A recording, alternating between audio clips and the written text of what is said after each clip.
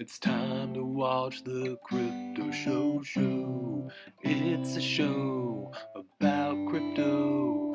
Crypto Show. And this is the Crypto Show.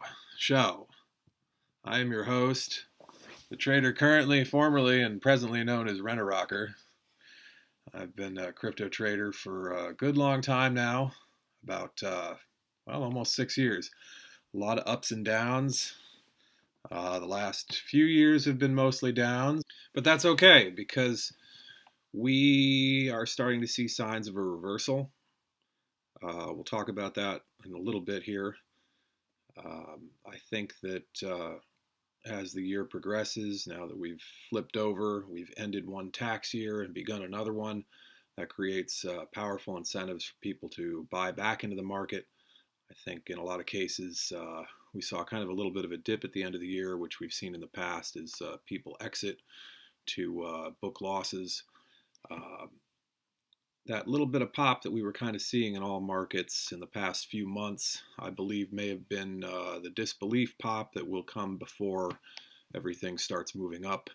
And if that's the case, and I think it is, the next few years are going to be very, very interesting.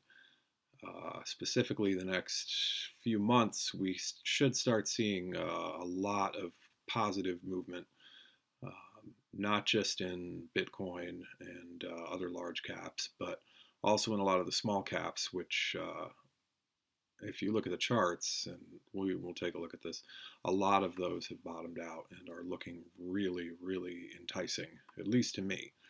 Now, one man's trash is another man's treasure. And anybody that knows me knows that I'm not afraid to take out the trash or take in the trash. So yeah, I'm a bit of a garbage man when it comes to this, but that's not a bad thing. Anyway, let me tell you a little bit about who I am. Basically, I wound up finding out about Bitcoin, probably back in about 2012 or 2013, not actually getting involved in the markets until a couple years later. Very, very quickly losing my ass due to, CoinMarket, MintPal, Cripsy, the list goes on. But yeah, put a lot of money in, lost a lot of money. And then I kind of took a step back because the whole market's just fascinated me. So I decided that after I got my rear end handed to me, that it would be best to just take a step back and do a lot of research and figure out how the markets worked.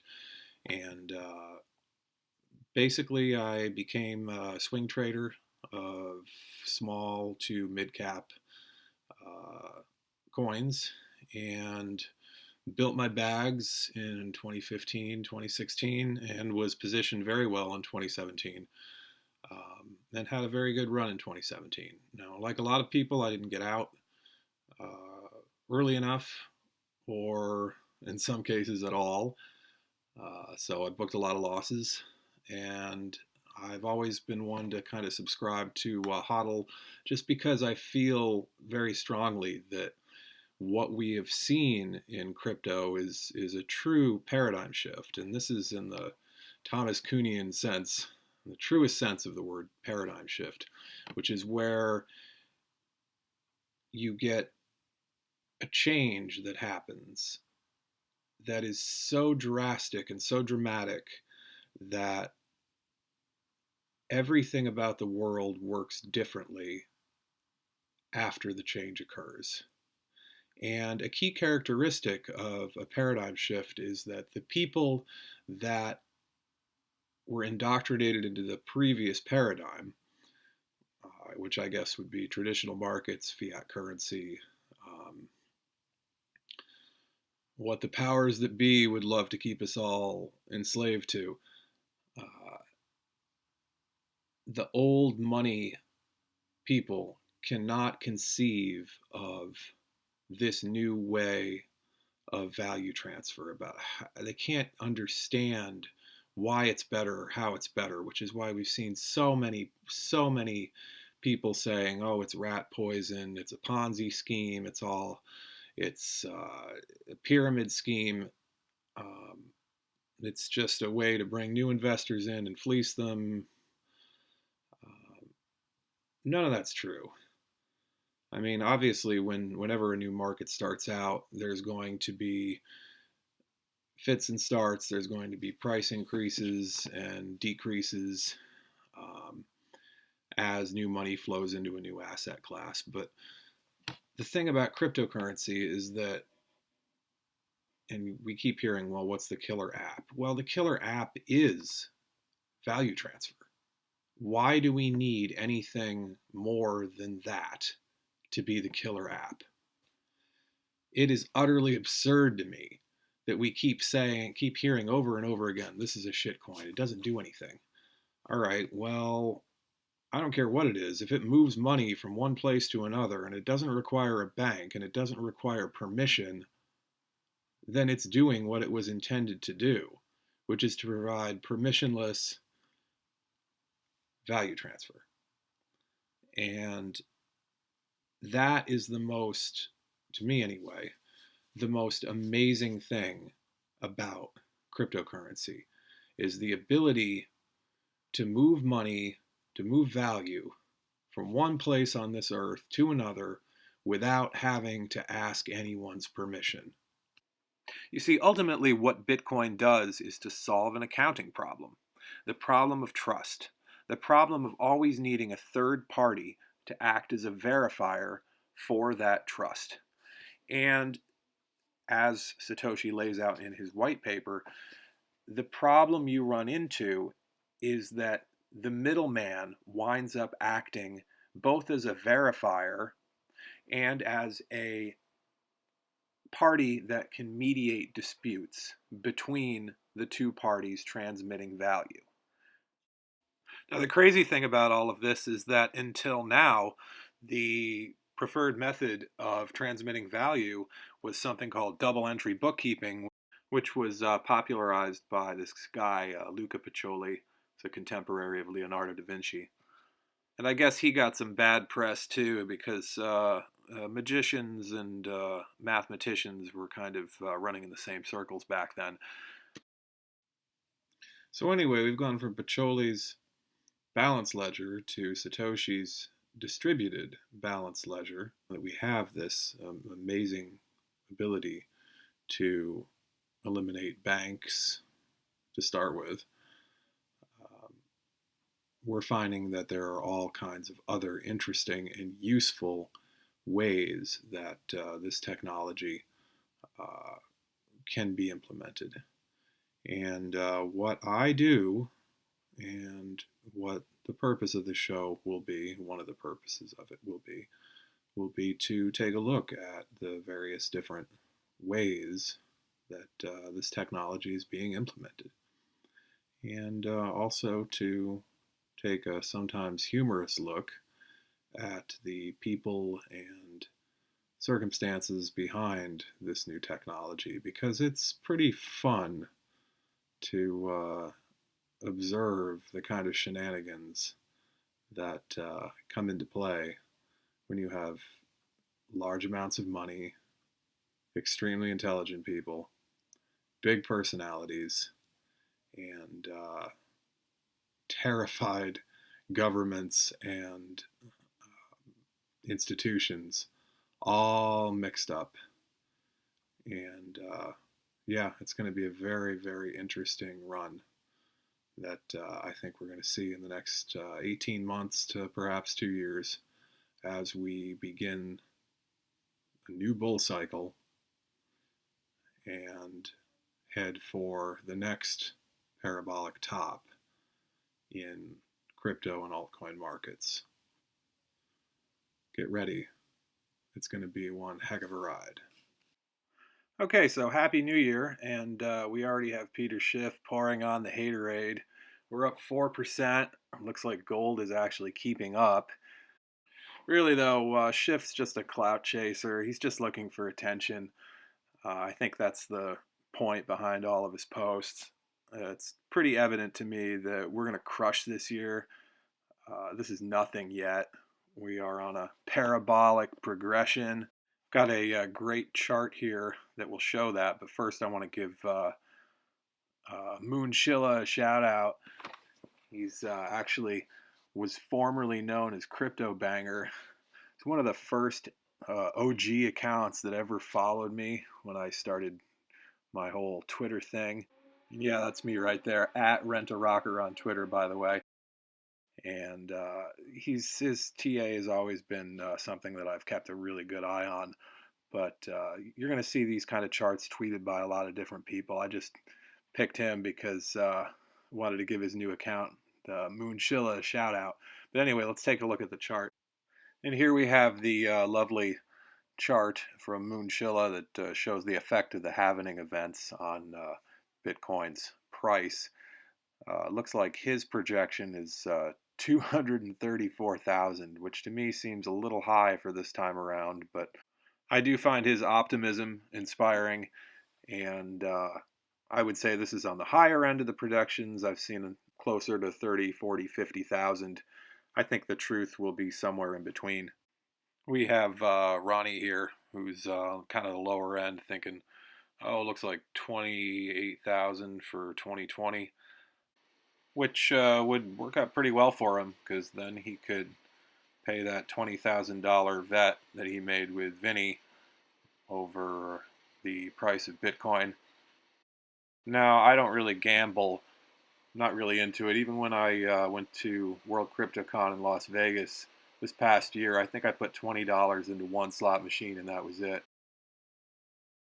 It's bad enough to lose cred to Vinny, but if I was going to lose money to him, I'd probably do it the way that everybody else does, which is to just buy Civic. But yeah, getting back to the price projection, you're going to hear all kinds of different reasons for it, from the stock to flow ratio to world events. Like, for instance, you've seen since this whole Iran thing started that the price of Bitcoin is significantly higher in Iran, and that Iran is crypto friendly. Bryce Weiner tweeted about that here. He usually has a pretty interesting take on things. And he points out here that already we're seeing the mainstream media try to control the narrative behind this event by saying that blockchain has been hijacked, which is just utterly ridiculous to think that an accounting method can be hijacked. But that's just the way it is. People are always going to try to sculpt a narrative one way or another to serve their own goals. And nowhere is that more clear than in altcoin trading, which is my crypto passion. For a long time now, we've seen a lot of talk about alts are back, really for the past year. Nobody thought that the altcoin markets were going to get as bad as they did. If you had told me back in 2017 that we were going to see a full retrace on a lot of altcoins, I would never have believed you.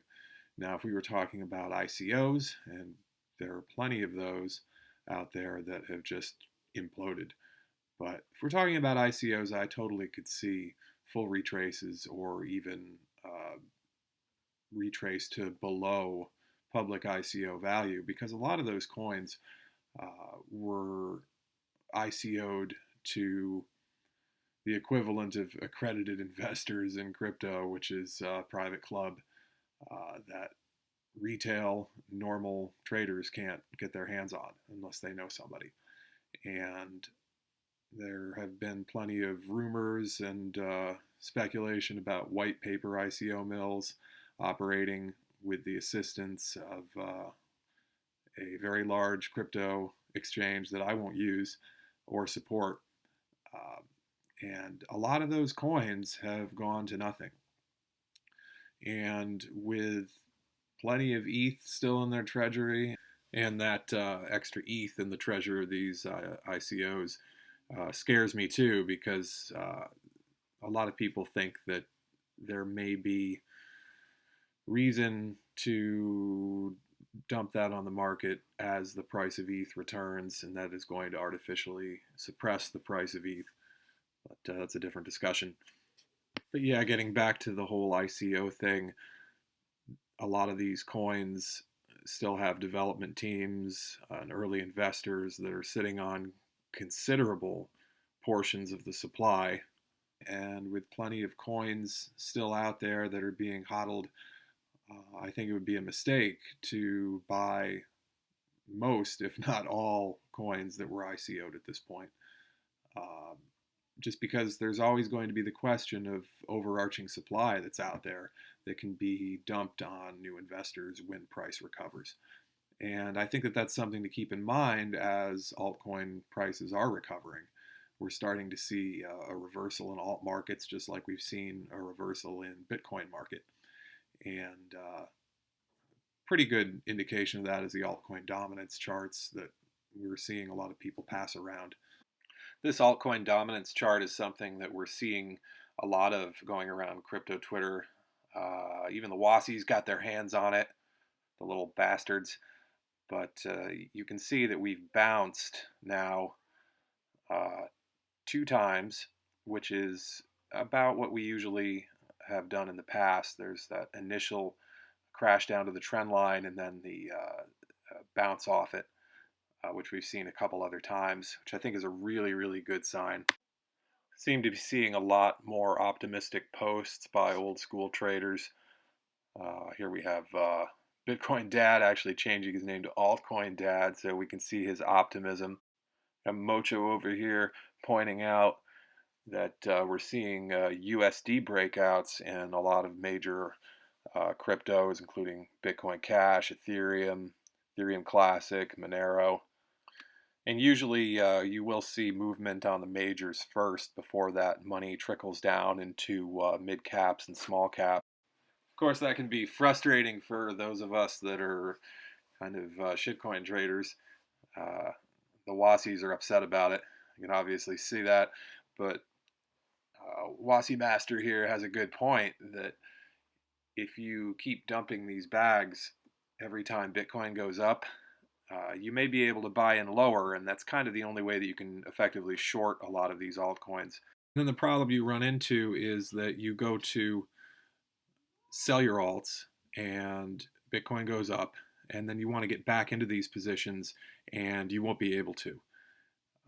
The alts won't dump when Bitcoin goes up, and you won't be able to buy back in lower. And what we are beginning to see is that, at least I'm beginning to see in my trading, is that being able to effectively short those altcoins, and I'm not talking about ICO based altcoins, but true cryptocurrencies, old school cryptocurrencies, utility tokens, those kind of things that I trade. Mainly the kind of coins that would pass Bitrix's regulatory compliance, because that's where I do most of my trading, would be Bitrix. But you know things about the supply. You know that there's not going to be 30 or 40% or sometimes even more held back to be dumped on you, because in a lot of cases the coins that I trade on Bitrix have been around for a very long time. So there's been plenty of time for the market itself to determine the value of that crypto asset versus some nebulous ICO development team, which is come up with an arbitrarily high number to ICO at $5 million, $10 million, $15 million, and then saying, well, this is the market cap of this asset. And then retail investors buy in, and you just watch the price keep going lower and lower and lower and lower. You don't have that problem as much when you're able to actually know how many shares are out there, how many are circulating, and that they're on an exchange where you're going to be able to kind of monitor the supply and on the blockchain, and if you choose to do that, and use that knowledge to inform your trading, as well as the books. It's really important to look at the books on the exchanges and see where resistance levels are, all of those kind of things.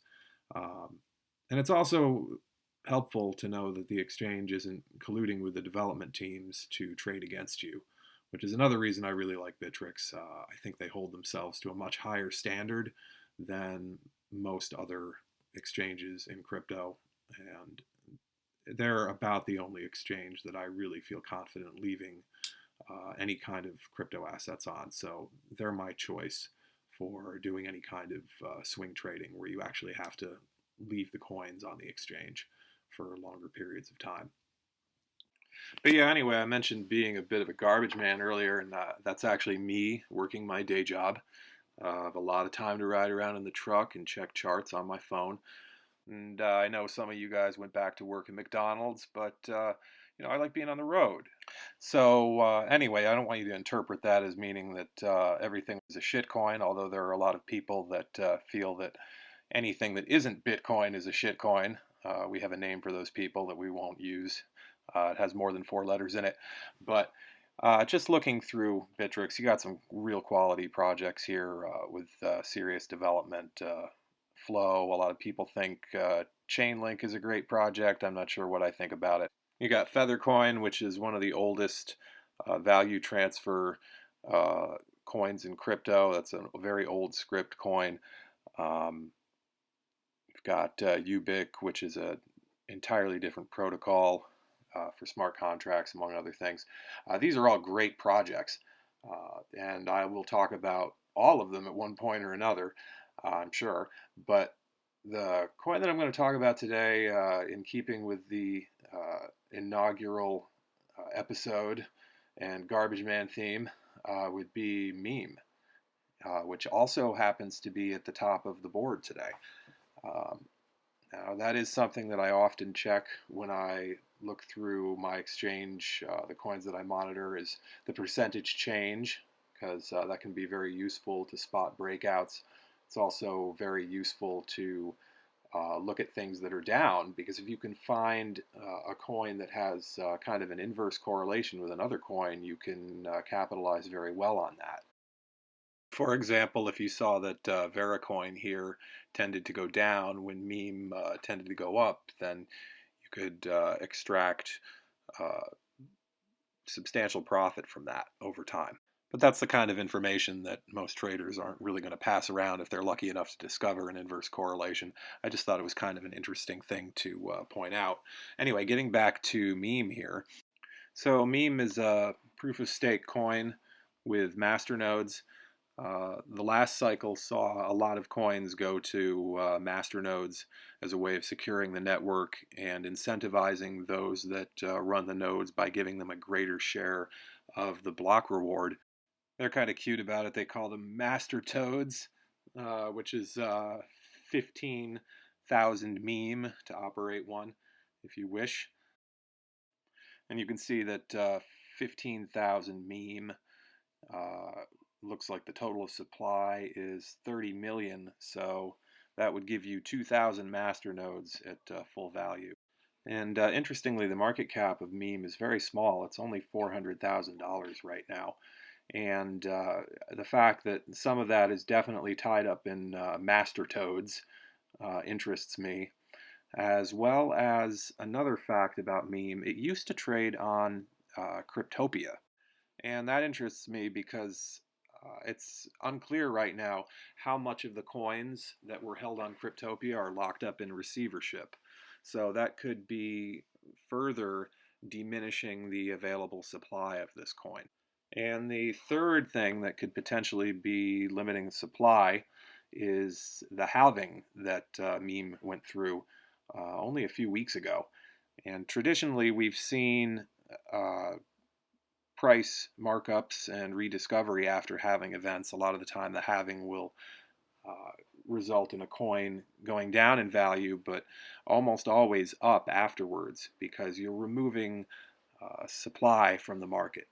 So basically, the coin has to go through or another level of price discovery after a halving event. So there's three things right there: masternodes, the halving, and receivership that could all be tying up substantial portions of this coin. Not a lot of activity on the Twitter account, but you can see that somebody's been tweeting and communicating their progress with working on the wallet and remaining engaged with the exchange Bittrex. Last developer update was October 2019. Just talks about their social media engagement. Here they talk about optimizing the performance of the wallet, saying that it will be using 90% less CPU, so that's energy saving. And they also spend quite a bit of time talking about how they're striving to remain compliant with regulations, and to me that's another really, really important thing. Of course, it's kind of a politically charged meme, or it has been used for varying political purposes. I'm not really going to get into that here. So that's one crypto meme coin. Of course, you can't really talk about crypto memes without talking about Doge, which is the biggest crypto meme coin. It's been around for a long time. It's actually the pathway that a lot of people got into crypto. And you can see here just the tremendous difference in market cap. Dogecoin having $293 million market cap versus meme's $424,000 market cap. So that's about 700 times the value. And the interesting thing is that there's not really any development going on with Doge either. It's just what kind of exploded into the public awareness and became popular, and that can really happen with any coin. So anyway, that's a meme, and I kind of went through some of the things that I personally look for from a fundamental standpoint when I'm picking out a coin. Next time, I'll take a little bit of time and take a look at the chart for this coin, as well as Bitcoin Cash, which is another coin that I've really been paying pretty close attention to. I always try to keep Roger close to my heart. I've made money trading his coin, and I don't really try to take much of a side when it comes to the whole Bitcoin Cash versus Bitcoin argument. I just kind of pay more attention to the fundamentals and trade the charts and look for the right setups, and he provides them. But yeah, anyway, we'll look over that later. And I just wanted to say thanks again to CoinHQ.